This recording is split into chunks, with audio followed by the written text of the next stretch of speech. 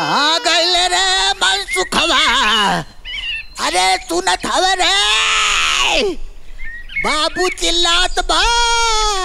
कहाँ बाटे? का गटाई भारत बाटा हो? रोवत बा तो रोवे दे। ऐसे न वीआईपी मेहरारू से हमार बियाह करवा देला, हमार जिंदगी खराब हो गई। का हो भैया, का बाप बेटा हरदम झगड़ा कराला हो?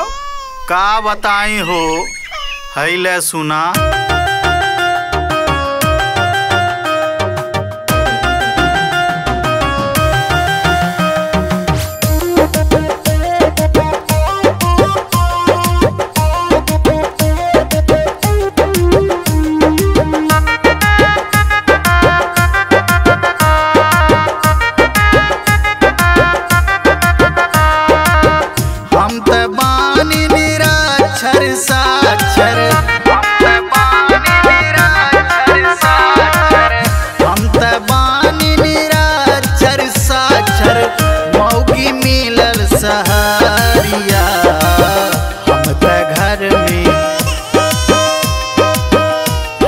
घर में लड़का खेलाई, मेहरी करे नौकरिया।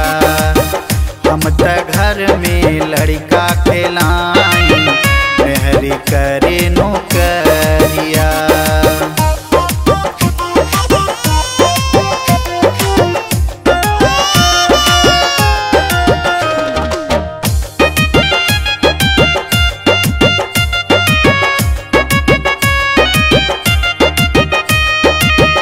अपने सूते 8 बजे ले, भोरवे हमें जगावे ले। का कहीं ऊ चिंटुआ कमाई, सुतल हुकुम चलावे ले। सुतल हुकुम चलावे ले। अपने सूते 8 बजे ले, भोरवे हमें जगावे ले। का कहीं चिंटुआ कमाई, सुतल हुकुम चलावे ले। कैसे कहीं का हाल बकैले, कैसे कहीं का हाल बकैले।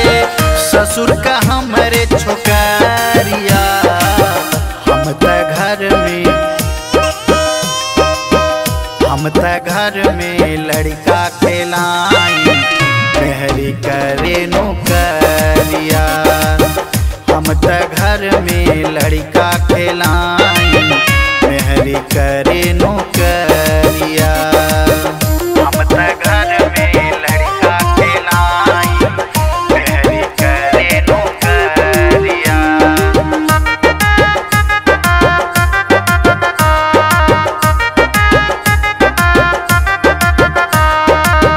एक दिन मंगलवार हम हूँ, लेके टमाटर आ गईली। जवन बचल रहे इज्जत पानी, पल भर में गंवा दिहली। अरे ददई हो, अरे भैया चुप हो जा। एक दिन मंगलवार हम हूँ, लेके टमाटर आ गईली।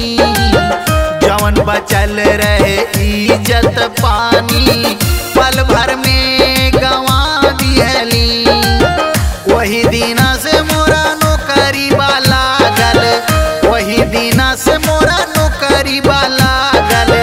घर के भितरिया हम त घर में लड़का खेलाई, मेहरी करे नौकरिया। हम त घर में लड़का खेलाई, मेहरी करे नौकरिया। भेजत रहली पढ़े के, हर बाहर दुकात रहला। अरे दादा पढ़ली नहीं, तब ही हमार दुर्गत होत बा।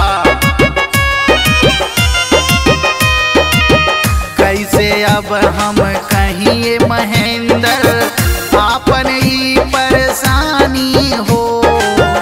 अपने हाथे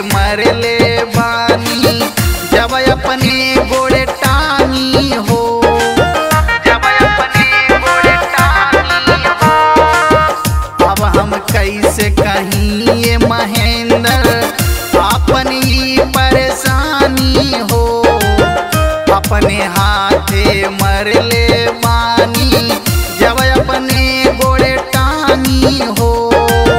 दादा भेजे पढ़े कॉलेज में, दादा भेजे पढ़े कॉलेज में, जाके लुकाई रहरिया।